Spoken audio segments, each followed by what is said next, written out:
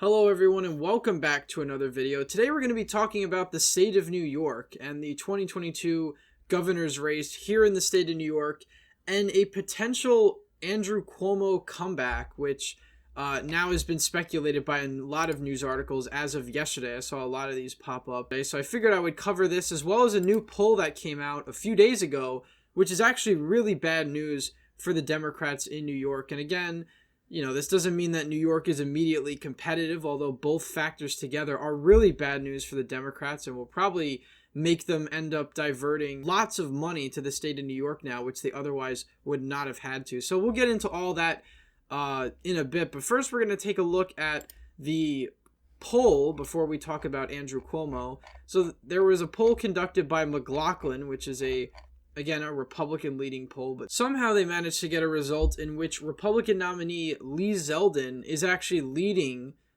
current Governor Kathy Hochul. The poll also indicated, I believe, that Kathy Hochul's approval rating, the Emerson College poll indicated that Kathy Hochul's approval rating was 41% to 40% disapproval, which in a state as blue as New York, a state that routinely votes for Democrats on the federal level by over 60%, a pretty awful approval rating, especially with the disapproval rating being that high.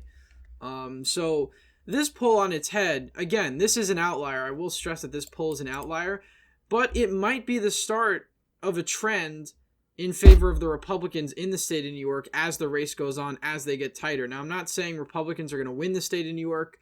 I'm not even saying they'll get it within single digits yet because there's just no evidence of that. But, if this trend continues, there's certainly going to be lots of money spent in this race, which otherwise would not have. And I'm pretty shocked because I never saw Lee Zeldin as a particularly strong statewide nominee, just because he does toe the, traditional Republican conservative line. But, again, in a race where enthusiasm does matter, and again, New York has very low turnout on the gubernatorial level. We could just look at 5.2 million to 3.2 million votes here for the Democrat and the Republican. We can go back to past governor's races, excluding 2018, which was a high year for the Democrats. The candidates are getting around 2 million votes, 2 million, 1.5 million.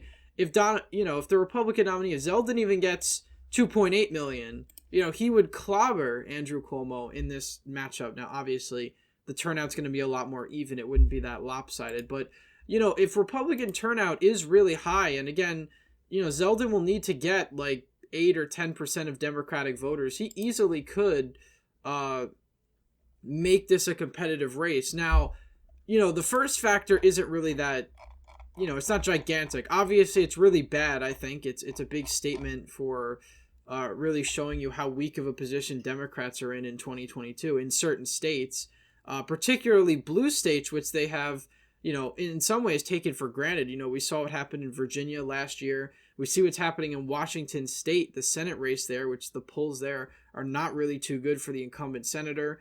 Other statewide races, Oregon, Connecticut. So states that Democrats normally take for granted, now they can't really do that this year. And, again, the fact that we have a Republican leading in a poll of the state of New York, I've never seen it before.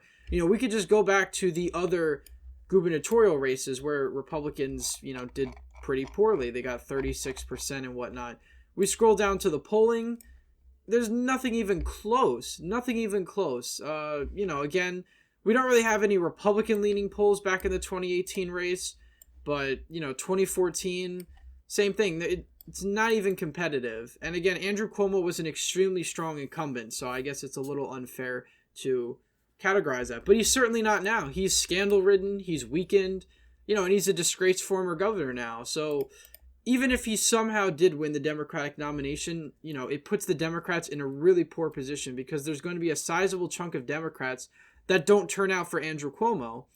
And as you're seeing now with this latest poll, now again, this could be an outlier, but even if this is indicative of some sort of trend away from Kathy Hochul in New York, it's really bad news for the Democrats. And again, in all of the polls, she's not been able to break 53% in a state where Democrats routinely get 60%. So even if she ends up with 55% of the vote, it's a very bad result for Democrats. And honestly does raise some eyebrows as to how this could happen in a state as blue as New York, in a state where Biden won 60.9%. Trump was only able to get 37% of the vote.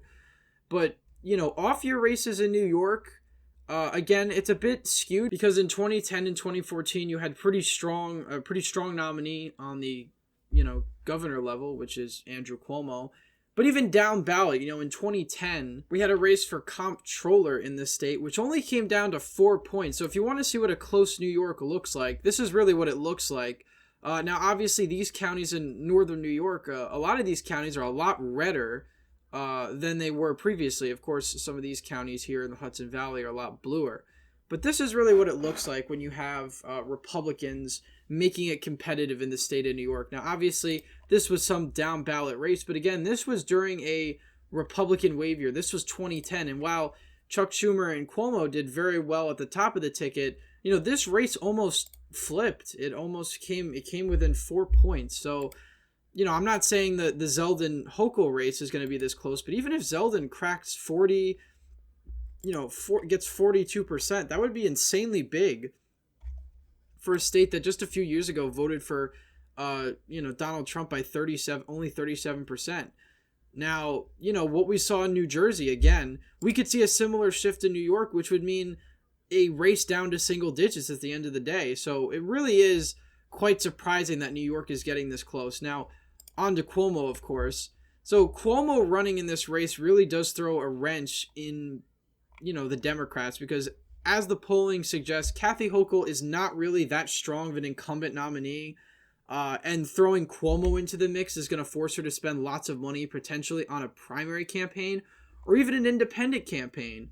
We could go back to one of the polls that was released. I think it's a hypothetical poll here that came out in March, like a week or two ago. So it's from March. It's pretty relevant. And it's from registered voters, not even likely voters. And it has generic Democrat at 39%, generic Republican at 33%, and Cuomo at 12%. I'm sure with likely voters, you're going to see an even higher percentage for the Republican there. So throwing Cuomo into the mix in a race that potentially could get within 10 points, in a really best case scenario for Republicans, is really detrimental to the Democratic Party having a potential Cuomo third party run. Now, again, Cuomo's kind of been hinting at this for a few months now. And again, I think it was Newsmax that made an article about this, and they were the only ones really covering it at the time. But since then, a lot more outlets have actually talked about this, so I decided to actually make a video out of it, because we've had 3 or 4 articles from different news agencies coming out yesterday about Cuomo running as a third party or against Governor Kathy Hochul in the primary. And he has a huge war chest. He has $16 million plus much larger name recognition and potentially much larger connections. He's been calling back in February, again, that article from Newsmax, he was calling, now again, it's Newsmax, so obviously I didn't really report on it at the time. They were the only people talking about it. But now that you have CNBC and these other outlets, covering it, it puts a lot more validity on the potential that Cuomo could actually step into the race, or at least he's really testing the waters or holding it over the Democrats' head, because I think they know that he could be kind of a wrecking ball in this case. He's been calling Democratic lawmakers behind the scenes to ask them for support. He spoke at a church in New York City to Democratic voters where he basically lamented, the situation he was in, what happened. He vindicated himself. One of the quotes was really interesting. It said that, I don't know if it's here, but he basically said something along the lines of, him being forced to resign was an overturning of his last election, which sounds very familiar, but I haven't heard that from somebody like Cuomo.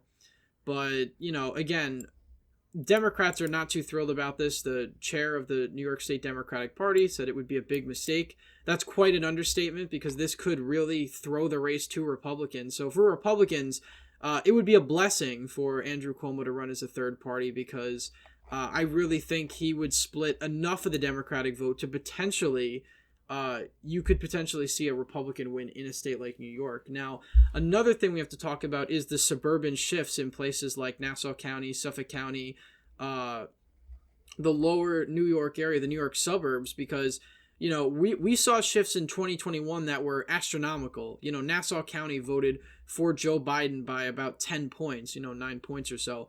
In 2021, again, this was a district attorney's race. This was a local countywide race. It voted for the Republican by almost 20 points. Compare that to plus 10 Democrat. Now, I will preface this by saying that Nassau County is more of an ancestral Republican county. Republicans tend to do very well in off-year elections. Even if the off years sometimes tend to favor Democrats, they just have a turnout advantage. There's a much older population that still leans heavily Republican in Nassau County. But even looking at Suffolk County, again, we can look at the district attorney's race there. Suffolk County is a red county.